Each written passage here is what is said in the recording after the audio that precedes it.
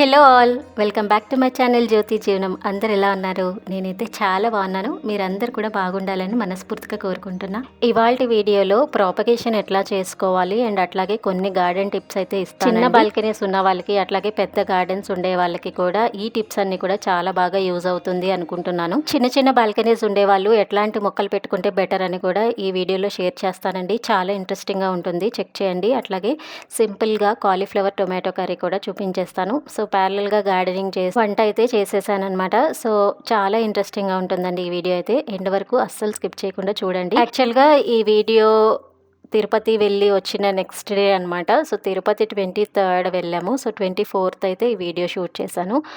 Actually నేను బాగా tired అయిపోయి ఉన్నానండి because of Diwali celebrations and next back to back maid రాకపోవటము, తర్వాత తిరుపతి వెళ్ళి రావటము, ఇవన్నీ కంటిన్యూస్గా జరుగుతూ ఉన్నాయి. సో గార్డెనర్ ఫోన్ చేసి వస్తాను అని చెప్పి చెప్పారనమాట. సో సరే రండి అని చెప్పా. బట్ నేను అసైన్ చేసేస్తాను, మీకు రిమైనింగ్ వర్క్స్ అని మీరే చేయాలి అని చెప్పాను. కానీ బట్ వాళ్ళు చేస్తున్నప్పుడు మనం కూడా దగ్గర ఉంటే మనకు కావాల్సినట్టు కరెక్ట్గా చేస్తారు. సో తనకి కొన్ని పనులు అప్పచెప్పేసేసి వంట అయితే పెట్టేసి వెళదాము, కంటిన్యూ చేద్దాం మనం కూడా అని చెప్పి ఇంకా వంట అయితే ప్రిపేర్ చేస్తున్నా.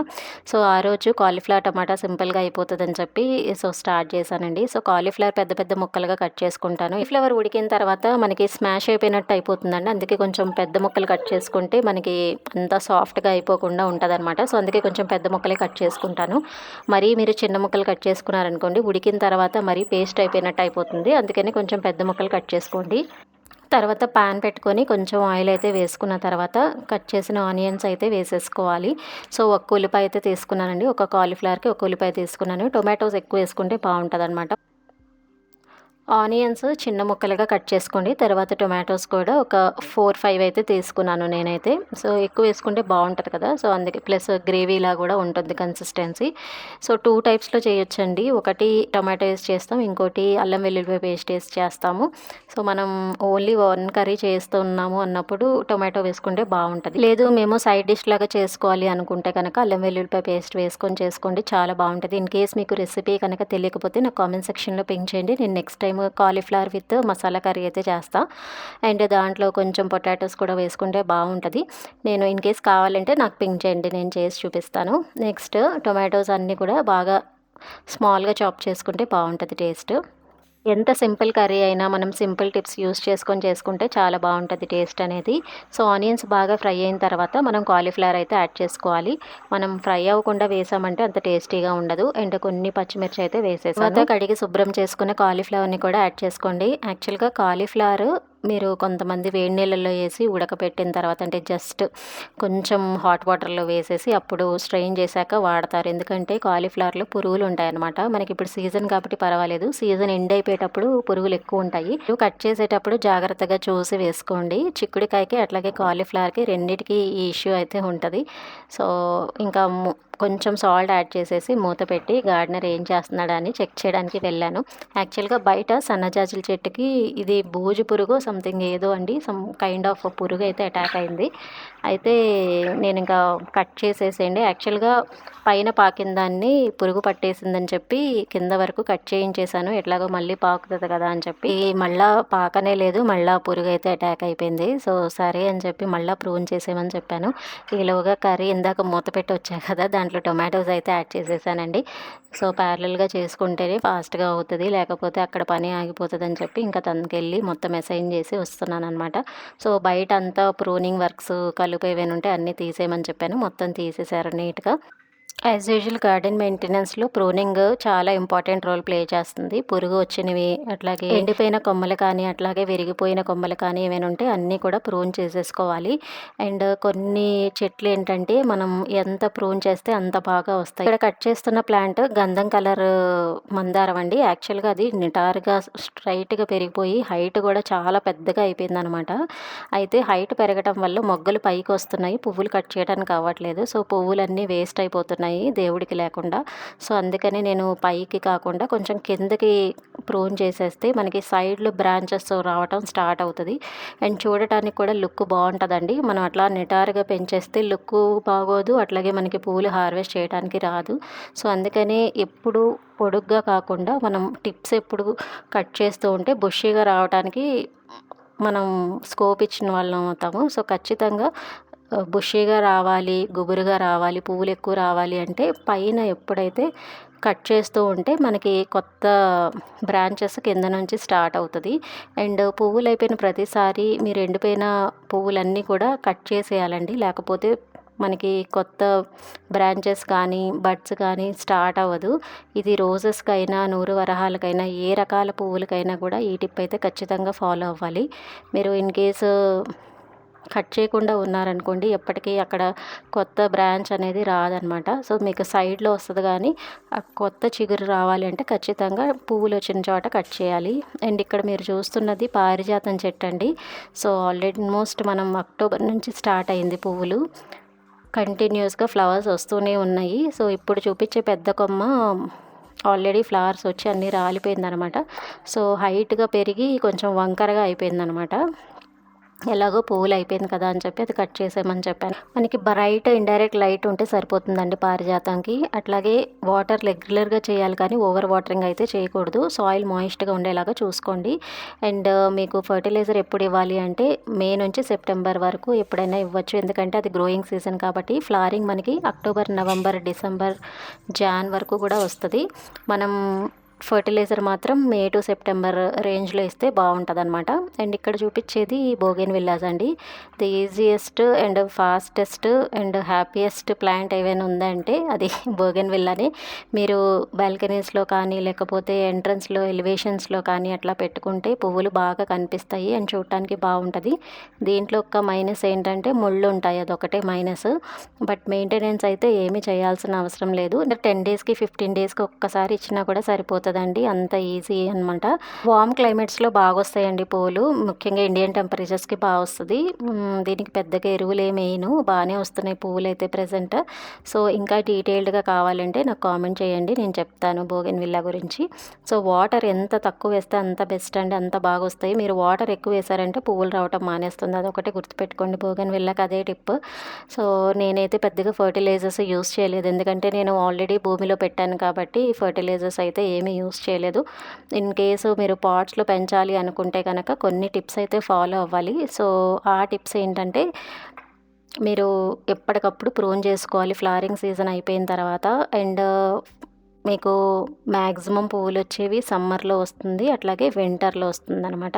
సో, సమ్మర్ ముందు హార్డ్ ప్రూన్ చేసేసుకోవాలి. అంటే జాన్యువరి, ఫిబ్రవరి ఆ మంత్స్‌లో చేసుకుంటే మనకి పువ్వులు చాలా బాగా వస్తాయన్నమాట. అండ్ ఇందాక టొమాటోలు వేసేసిన తర్వాత కొంచెం మూత పెట్టి వెళ్ళా కదా! సో, టమాటాలన్నీ సాఫ్ట్‌గా అయిపోయిన తర్వాత కారం యాడ్ చేసుకోవాలి. సో, కారం కూడా పచ్చివాసన పోయేంత వరకు కొంచెం వెయిట్ చేసి తర్వాత కొంచెం వాటర్ ఏసుకొని మూత పెట్టి మగ్గించుకుంటే కర్రీ రెడీ అయిపోతుందండి. So, simple. మామూలుగా టమాటా కర్రీ ఎట్లా చేస్తాం అట్లానే చేస్తాం ఇది కూడా. సో, ఇంకా కర్రీ అయితే ప్రిపేర్ అయిపోయింది. ఇంకా నేను కూడా గార్డెనింగ్ స్టార్ట్ చేయాలి. ఎంత నేను గార్డెనర్‌ని పెట్టుకున్నా కూడా నేను కూడా ఎంతో కొంత హెల్ప్ అయితే చేస్తాను. ఎందుకో ఇంకా నాకు చేయాలి అనిపిస్తది. నేను ఇంకా స్టార్ట్ చేసేస్తాననమాట ఒక్కొక్కటి. అండ్ ఇక్కడ మీరు చూస్తున్నది టర్టిల్ వైన్ అండి. టర్టిల్ వైన్ చిన్నది కొమ్మ పడినా కూడా అది అస్సలు చనిపోదు. దానికి కొంచెం మట్టి టచ్ అయితే చాలు అది అలా పెరిగిపోతూ ఉంటుంది. సో, అట్లాగే ఒక పాట్‌లో పెరిగితే ఇంకా నేను హ్యాంగింగ్ పాట్స్‌లో 2 వెరైటీస్ ప్లాంట్స్ పెడదామని అనిపించింది. ఎందుకంటే ఒకటి హ్యాంగ్ అవుతున్నా కూడా ఒకటి పైన కనిపిస్తదండి. లేకపోతే మనకి హ్యాంగ్ అవుతున్న ప్లాంట్స్ పెడితే పైన మనకి బోసిగా అనిపిస్తుంది. అదే 2 వేసామనుకోండి పైన మనకి కనిపించేటప్పుడు పైన ప్లాంట్ కనిపిస్తుంది. అట్లాగే కింద కూడా హ్యాంగ్ అయినట్టు కనిపిస్తుంది. సో, అందుకని ఇలాగ 2 వెరైటీస్ వేసుకున్నాననమాట అన్ని దాంట్లో. అండ్ టర్టిల్ వైన్ కూడా వేస్ట్ చేయడం ఇష్టం లేదు. సో, ఇట్లాగ పాట్స్‌లో అరేంజ్ చేసుకుంటే బెటర్ కదా! So, the easiest and fastest growing plants ఏంటంటే హ్యాంగింగ్ ప్లాంట్స్‌లో ఒకటి ట్యాంగిల్ హార్ట్, ఇంకోటి టర్టిల్ వైన్. సో, ఇది ట్యాంగిల్ హార్ట్ ఆల్రెడీ ఉంది. సో టర్టిల్ వైన్ పెట్టమంటే నాకు రావట్లేదమ్మా ఎంత పెట్టినా అంటున్నారనమాట. అయితే నేను ఎట్లా పెట్టాలో చెప్పాను. మొత్తం తను పెట్టేటప్పుడు హ్యాంగ్ అయ్యేలాగా పెడతాను, అందుకే రావట్లేదు అని చెప్తున్నారు. అట్లా హ్యాంగ్ అయ్యేలాగా పెట్టకూడదు, మనకి ఖచ్చితంగా మట్టికి టచ్ అవ్వాలి, అప్పుడే రూట్స్ డెవలప్ అవుతాయని చెప్తున్నాను. సో అందుకనే మీరు మొత్తం ఒక చోట పెట్టేసిన తర్వాత దానిపైన మట్టి కప్పండి అని చెప్తున్నాను. సో అట్లాగే పెట్టారు. ఎప్పుడు నాకు కూడా ఇంతకుముందు గ్రో అయ్యేది కాదండి. తర్వాత ఇట్లాగ పైన మట్టి కప్పాలన్న విషయం అర్థమైంది. సో ఎవరైనా ట్యాంగిల్ హార్ట్, టర్టిల్ వైన్ ఇట్లాంటివి ఏవైనా వేలాడే ప్లాంట్స్ ఉంటే ఖచ్చితంగా ఇట్లా అయితే గ్రో చేసుకోండి. మీరు ఎన్ని ప్లాంట్స్ అయినా చేసుకోవచ్చు అనమాట. Turtle wine, tangle heart, ever green plant and less maintenance, water మనం పెద్దగా అయిపోయినా కూడా పర్వాలేదు. So and hanging plants front ఎంట్రన్స్లో కూడా కొన్ని అటు ఇటు చేశాను. ఫ్రంట్ ఎంట్రన్స్లో కొన్ని బాగాలేదు అండ్ లెఫ్ట్లో కూడా ఒక 2 ప్లాంట్స్ అయితే యాడ్ చేశాను. అండ్ నేను లోపల రోజ్ క్రీపర్ ఒకటి వైట్‌దైతే ఉందండి. అయితే బాగా రోజెస్ వచ్చాయి. సో మొత్తం కూడా ఎక్కడైతే ఫ్లవర్స్ వచ్చాయో అవన్నీ కట్ చేసేయమని చెప్తున్నాను. సో ఇది ఖచ్చితంగా చేస్తేనే చెప్పాను కదండీ ఇందాక, ప్రూన్ చేయాలి ఫ్లవర్స్ అయిపోయిన తర్వాత. సో ప్రూన్ చేస్తే మనకి కొత్త చిగురొచ్చి మళ్ళీ పువ్వులు ఎక్కువ రావడం స్టార్ట్ అవుతుందన్నమాట. సో ఈసారి చాలా బాగా వచ్చినాయండి. వైట్ క్లైంబర్ రోజర్ అయితే చాలా బాగా వచ్చింది పువ్వులు ఈసారి. అండ్ మీకు పక్కన కనిపించే ఎల్లో బెల్స్ ఉన్నాయి కదా, సో ఎల్లో బెల్స్ కూడా ఫ్లవర్స్ వచ్చి మొత్తం కింద అయితే పడిపోయింది. సో అది కూడా దగ్గరికి ప్రూన్ చేసేయమని చెప్పాను. ఎందుకు అంటే యాక్చువల్గా ఇప్పుడు వింటర్ సీజన్ కదా, సో వింటర్ సీజన్లో మరి బుషీగా అవసరం లేదు, మనకి నీడ అంత అవసరం లేదు కాబట్టి దగ్గరికి కట్ చేసేయమని చెప్పా. అండ్ ఇక్కడ లెఫ్ట్ బాక్స్లో మనకి ఎలమంద ఎల్లో ఫ్లవరింగ్ ప్లాంట్ అయితే ఉంటుంది. సో ఇది కూడా ఇప్పుడు వరకు పువ్వులు రావటం నాకు లేట్ అయిందండి. ఆల్మోస్ట్ 1.5 ఇయర్ అయితే పట్టింది పువ్వులు రావటం. కానీ పువ్వులు వచ్చిన తర్వాత ఆల్మోస్ట్ 6 మంత్స్ నుంచి ఫ్లవర్స్ ఎప్పుడు ఉంటున్నాయి అనమాట. సో ఆల్మోస్ట్ 365 డేస్ ఫ్లవర్స్ ఉన్న ప్లాంట్స్ కావాలి అంటే అలమంద ప్లాంట్ వెరైటీ అయితే తీసుకోండి, మీరు క్లైంబర్ వెరైటీ తీసుకోకండి. సో ఇది చెట్టు వెరైటీ అనమాట. సో ఈ వెరైటీ తీసుకున్నారంటే మాత్రం మీకు ఒక్కసారి పువ్వులు రావడం స్టార్ట్ అయింది అంటే మీకు almost 365 days allamanda yellow flowering plant అయితే ఉంటుంది. ఎవరైనా ఆల్ టైమ్ ఫ్లవరింగ్ ప్లాంట్ చూస్తుంటే allamanda best and easy growing plant and less maintenance plant. ఇంకా పెట్టకూడదు. అండ్ ఇక్కడ నేను చూపించేది ప్లాంట్ లావెండర్ కలర్ ఫ్లవర్స్ వస్తాయి. లాస్ట్ టైం కూడా నేను అడిగాను ఎవరినో చెప్పమని, బట్ చెప్పలేదు. సో అది ప్లాంట్ నేమ్ మాకు ఇప్పటికీ తెలియలేదండి. ఇక్కడ కనిపిస్తున్నాయి కదా లావెండర్ ఫ్లవర్స్, సో వాటి సీడ్స్ భూమి మీద పడి మనకి మొక్కలు వచ్చాయి. అయితే లాస్ట్ టైం వచ్చినప్పుడు పాట్స్లో పెట్టమని చెప్పాను, ఇప్పుడు పెట్టారనమాట. సో అవి చిన్నగా గ్రో అయ్యాయి. ఇంకా అవన్నీ తీసి లెఫ్ట్ బాక్స్లో పెట్టేయమన్నాను. చక్కగా ఫ్లవర్స్ వస్తున్నాయి. ఆల్మోస్ట్ 365 డేస్ వస్తున్నాయి అండి. అవి కూడా చిన్న పువ్వులు వస్తాయి, బట్ బాగుంటుంది. బార్డర్కి మాత్రం అట్లాంటి ఫ్లవరింగ్ ప్లాంట్ కావాలి అంటే మీరు ఆ ప్లాంట్ అయితే ట్రై చేయొచ్చు. నేను అది నేమ్ చూసి నేను నెక్స్ట్ కమింగ్ వీడియోస్లో షేర్ చేస్తాను.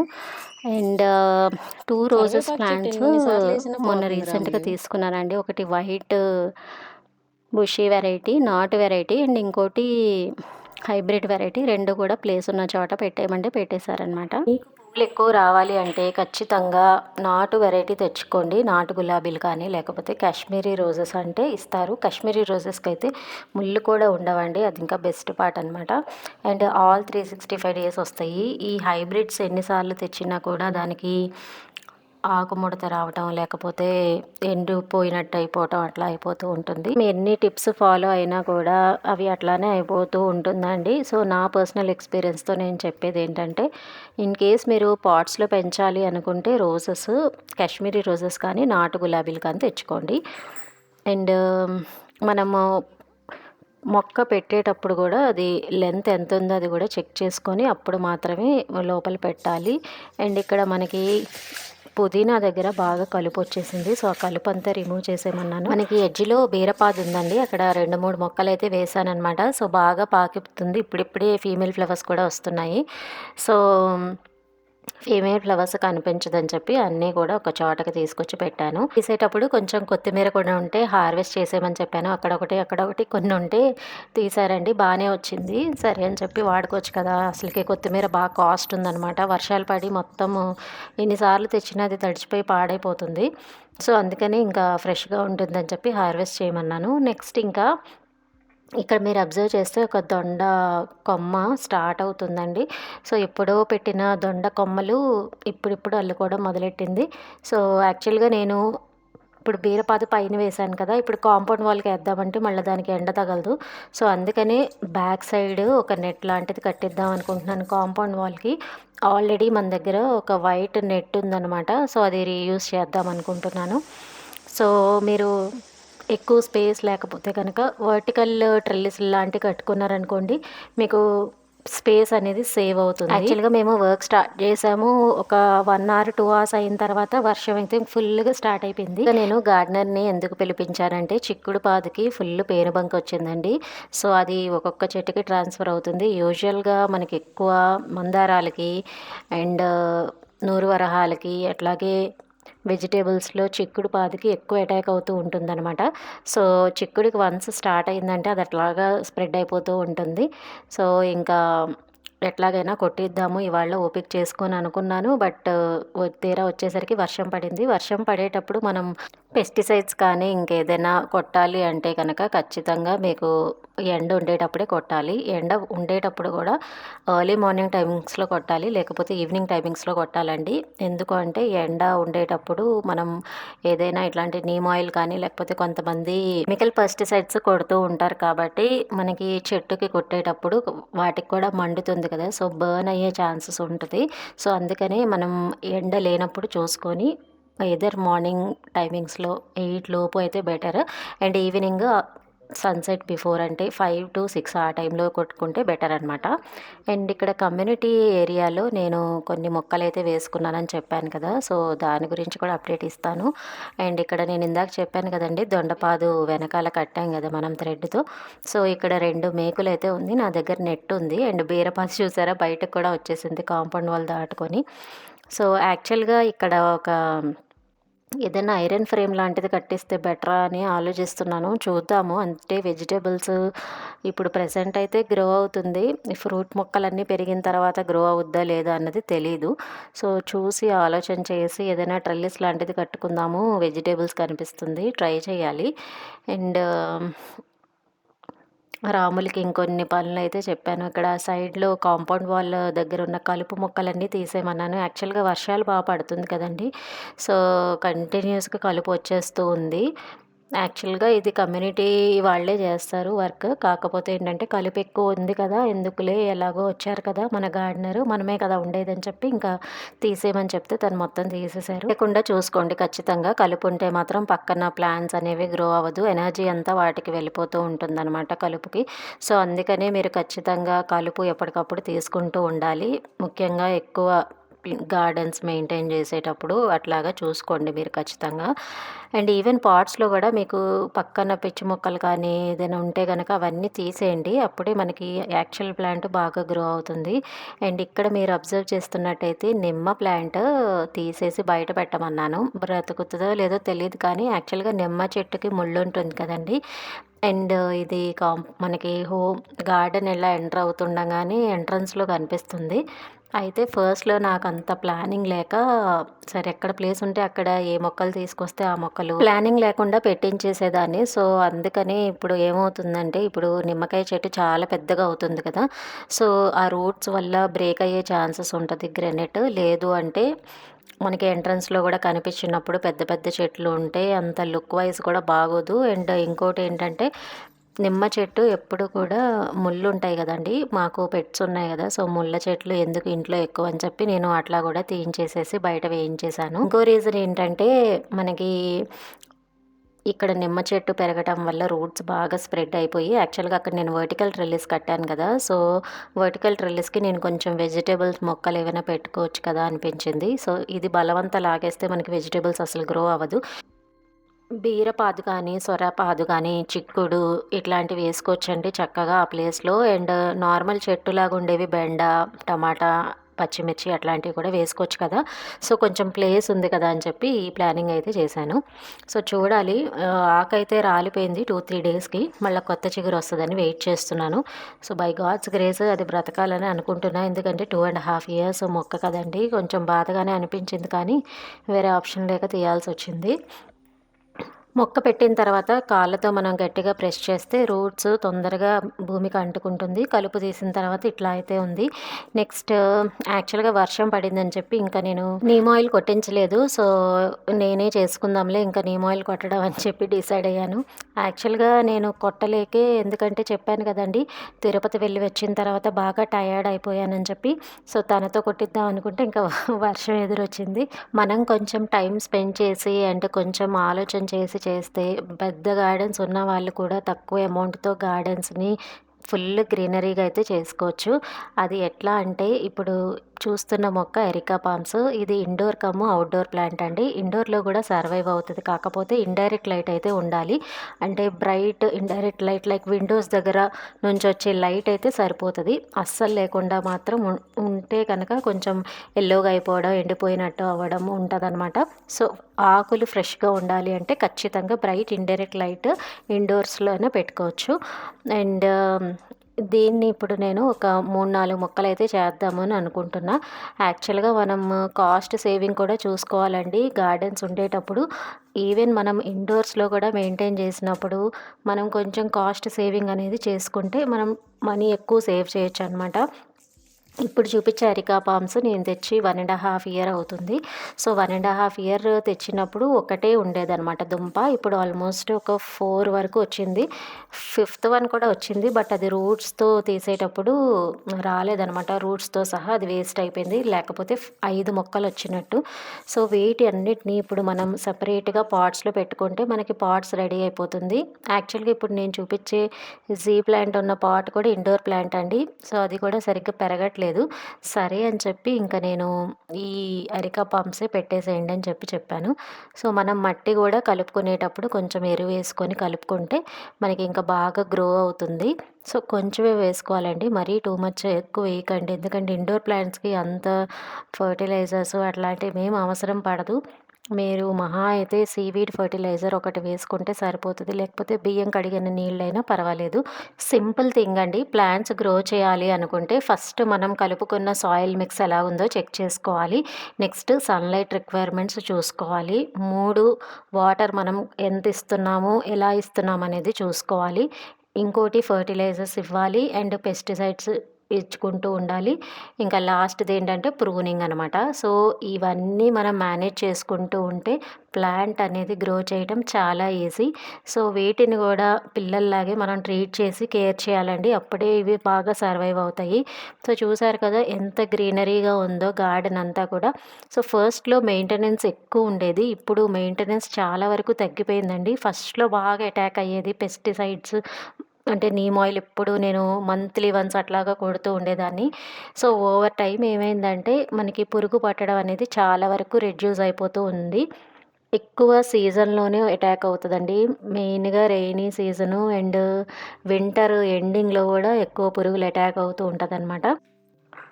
అండ్ మీకు చిన్న చిన్న గార్డెన్స్ ఉన్నాయి అండ్ బాల్కనీస్‌లో పెట్టుకోవాలి అంటే గనక snake plant, spider plant, areca palms, peace lily ఇట్లాంటివి పెట్టుకుంటే less maintenance and easy growing and hanging ప్లాంట్స్‌లో నేను ఆల్రెడీ చెప్పాను.